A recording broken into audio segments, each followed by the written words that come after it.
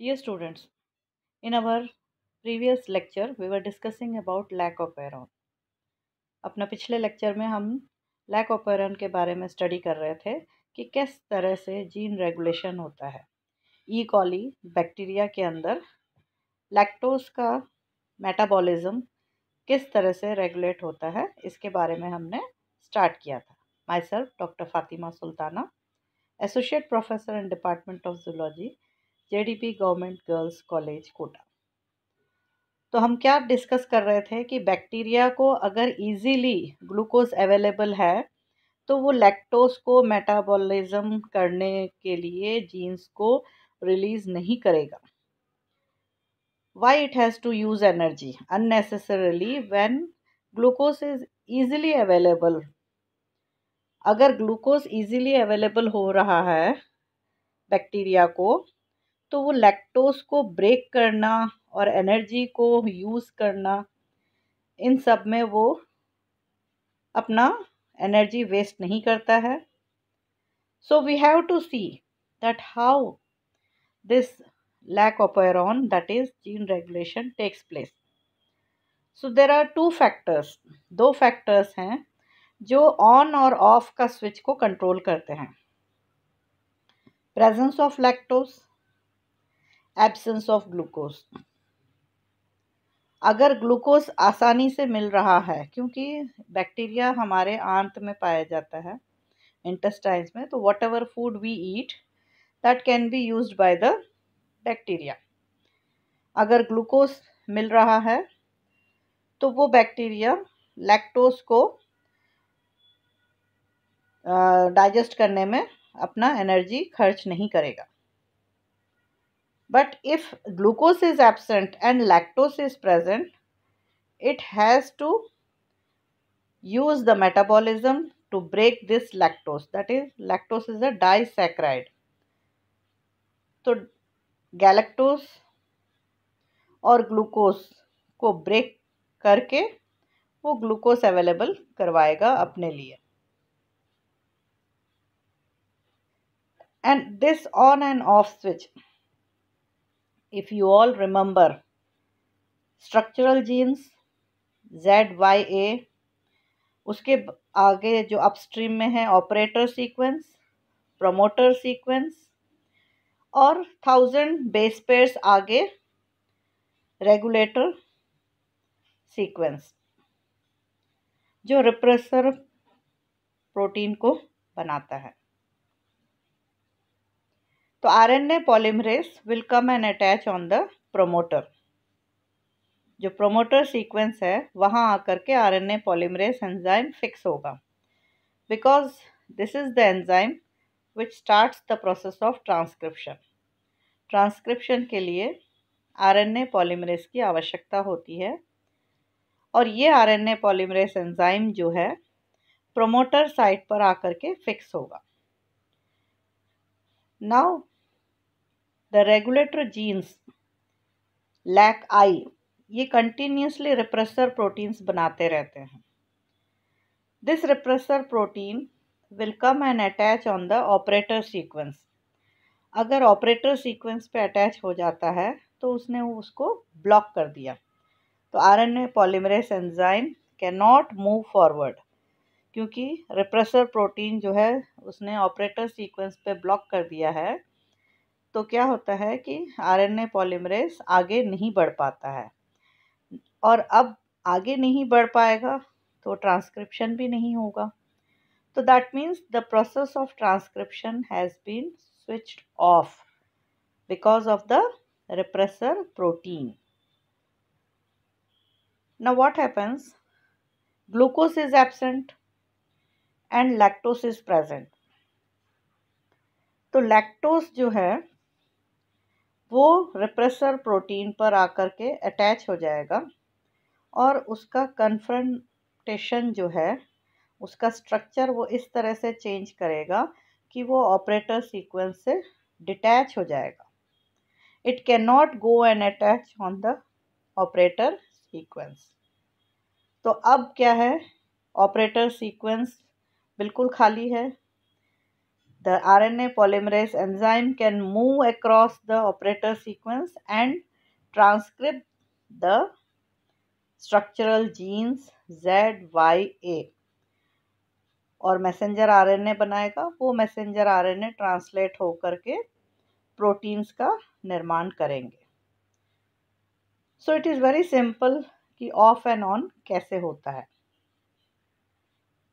Next I was telling promoter site और regulator jeans के बीच में एक कैप साइट होता है, CAP cap site. This cap promotes RNA polymerase binding। जो RNA polymerase एंजाइम है उसको बाइंड करने में हेल्प करता है and it increases the process of transcription, उसको हाई कर देता है। Let's see how it does. The high level transcription of the lac operon requires the presence of a specific activator protein called catabolite activator protein, which is also called cyclic AMP receptor protein। CAP भी लिखा रहता है, CRP भी लिखा रहता है। तो ये जो प्रोटीन है, this is acting as an activator which increases the level of transcription. Level of transcription को वो हाई कर देता है। तो ये जो कैटाबोलाइट एक्टिवेटर प्रोटीन है CAP, ये प्रोटीन साइक्लिक AMP के साथ जुड़ करके डाइमर यानी दोनों CAP और साइक्लिक AMP दोनों मिलकर के एक कॉम्प्लेक्स डाइमर बनाते हैं और ये प्रमोटर से आगे अपस्ट्रीम की तरफ आकर के अटैच होते हैं और RNA पॉलीमरेज एंजाइम को बाइंड करने में हेल्प करते हैं। The CRP cyclic AMP complex binds to the lac of promoter just upstream from the binding site for RNA polymerase. It increases the binding of RNA polymerase and so stimulates transcription of the lac operon. So in a way, CAP or RNA polymerase, they both are friends. As I told you in my previous lecture कि ये दोनों दोस्त हैं, एक दूसरे की मदद करते हैं और ट्रांसक्रिप्शन को बढ़ा देते हैं। Whether or not the CRP protein is able to bind to the lac promoter depends on the carbon source available to the bacterium. Carbon source का मतलब कि ग्लूकोज अवेलेबल है या लैक्टोस अवेलेबल है। ग्लूकोज कम मात्रा में अवेलेबल है और लैक्टोस एब्सेंट है, तो CRP प्रोटीन बाइंड होगा और RNA पॉलीमरेज एंजाइम को हेल्प करेगा, जिससे कि ट्रांसक्रिप्शन का प्रोसेस बढ़ जाएगा, इंक्रीज हो जाएगा। In the absence of cyclic AMP, CAP does not bind the promoter. आपको बताया था कि डाइमर की तरह काम करते हैं, यानी दो, कौन से दोनों, CAP और साइक्लिक AMP दोनों मिलकर ही डाइमर की तरह जो है वो अटैच हो सकते हैं प्रमोटर से आगे अपस्ट्रीम की तरफ जो सीक्वेंस है वहाँ पर। अगर साइक्लिक AMP एब्सेंट है तो CAP जो है वो अकेला बाइंड नहीं हो सकता है। Transcription occurs at a low rate because of this, क्योंकि CAP नहीं है हेल्प करने के लिए RNA पॉलीमरेज एंजाइम को। और अगर साइक्लिक AMP अवेलेबल है, प्रेजेंट है, तो CAP binds the promoter and increases RNA polymerase activity.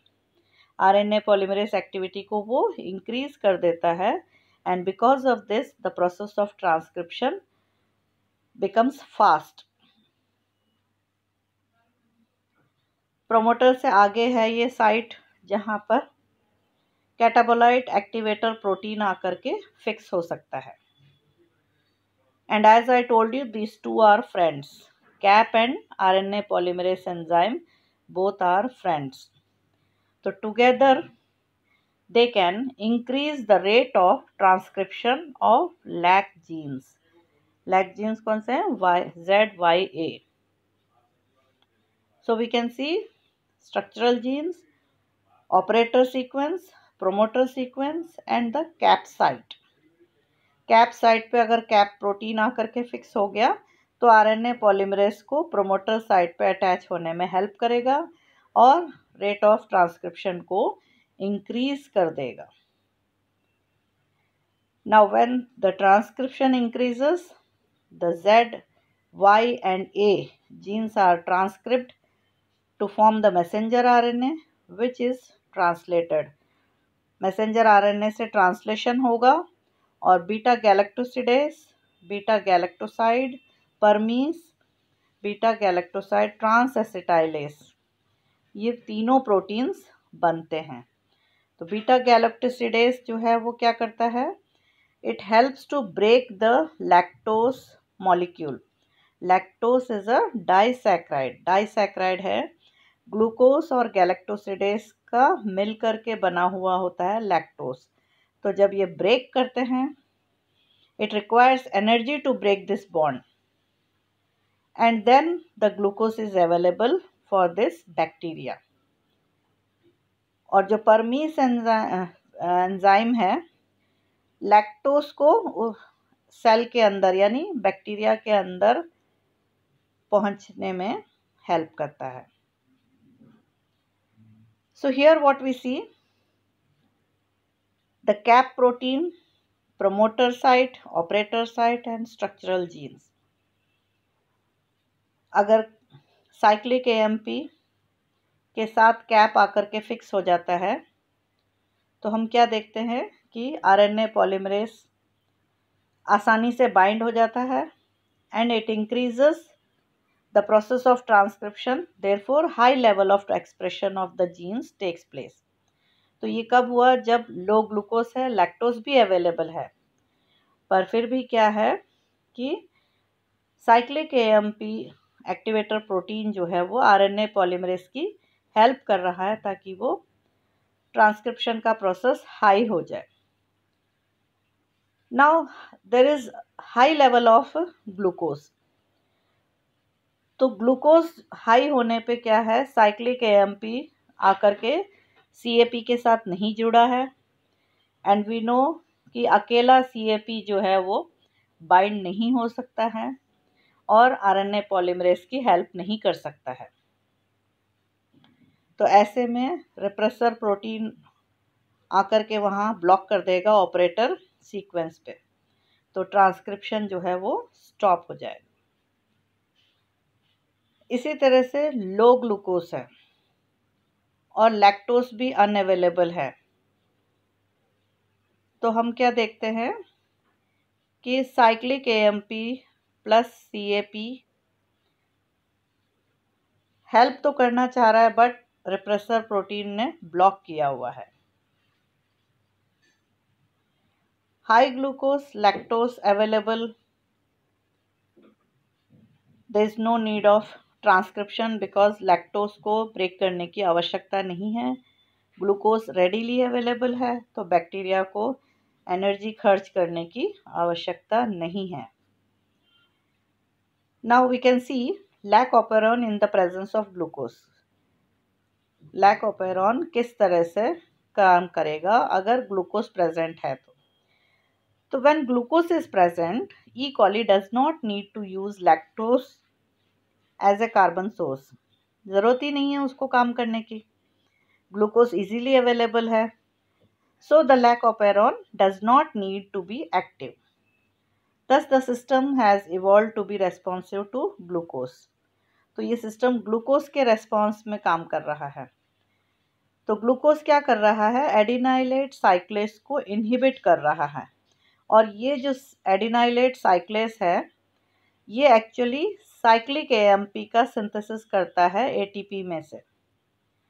तो जब इसको रोक दिया है तो हमें पता है कि साइक्लिक एएमपी के बिना सीएपी काम नहीं कर सकता है. Thus, in the presence of glucose, the intracellular level of cyclic AMP falls. So, CRP cannot bind to the LAC promoter and the LAC operon is only weakly active even in the presence of lactose. Lactose होने के बावजूद भी जो है वो week है और transcription नहीं हो सकता है क्योंकि ग्लूकोज अवेलेबल है उसको as a food. So low glucose, when glucose levels are low, cyclic AMP is produced. The cyclic AMP attaches to the CAP, allowing it to bind DNA.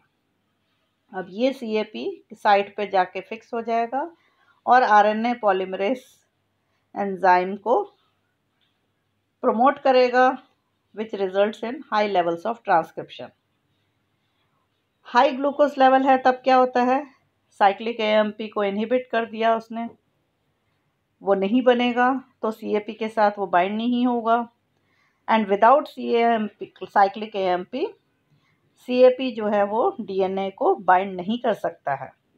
So transcription occurs only at a low level. RNA polymerase low level पर transcription करेगा.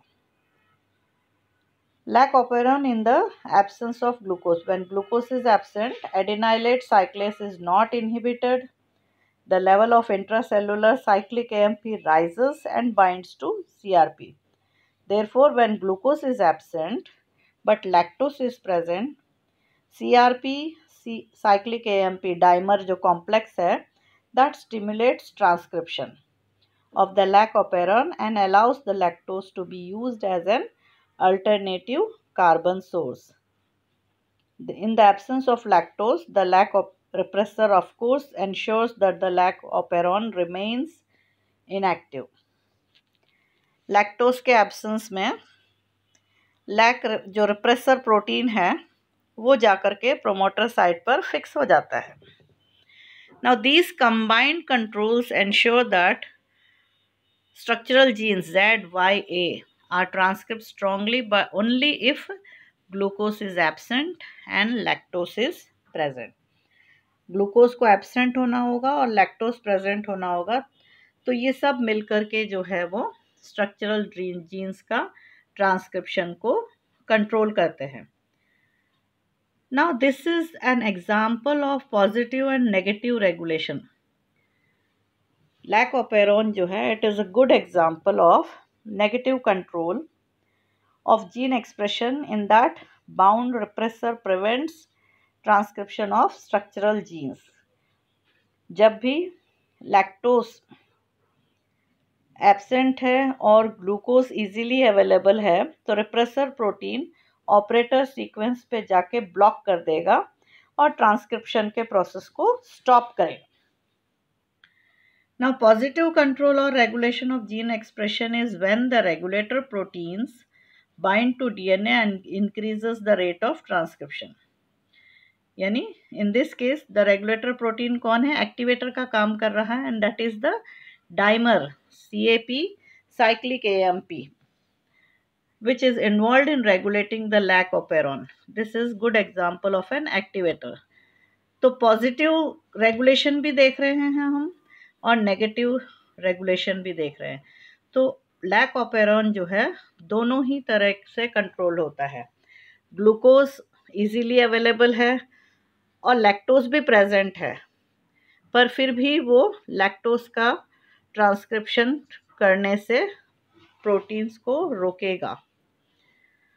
और glucose absent है, lactose present है, तो repressor protein detach हो जाएगा operator sequence से और ट्रांसक्रिप्शन के प्रोसेस को अलाउ करेगा. एब्सेंस ऑफ लैक्टोज में हम क्या देखते हैं, जो रेगुलेटर जीन है जो कंटिन्यूसली रिप्रेसर प्रोटीन बना रहा है वो ऑपरेटर सीक्वेंस को ब्लॉक कर रहा है, जिसके वजह से RNA पॉलीमरेज एंजाइम ट्रांसक्रिप्शन को स्टार्ट नहीं कर पा रहा है. और वही चीज़ प्रेजेंस ऑफ लैक्टोज, अगर लैक्टोज प्रेजेंट है तो एलोलैक्टोज जो है वो रिप्रेसर प्रोटीन पर अटैच हो जाएगा, बाइंड हो जाएगा. उससे उसका स्ट्रक्चर चेंज हो जाता है. उसका नेचर चेंज हो जाता है और वो ऑपरेटर सीक्वेंस को बाइंड नहीं कर पाता है। ऐसे में RNA polymerase enzyme easily operator sequence को क्रॉस करते हुए स्ट्रक्चरल जीन्स को ट्रांसक्रिप्शन करने के लिए स्टार्ट हो जाता है, and it transcripts and makes the messenger RNA, which is translated to form these enzymes beta galactosidase, permeases, and transacetylase. So lac operon is the good example of positive and negative regulation. Thank you so much.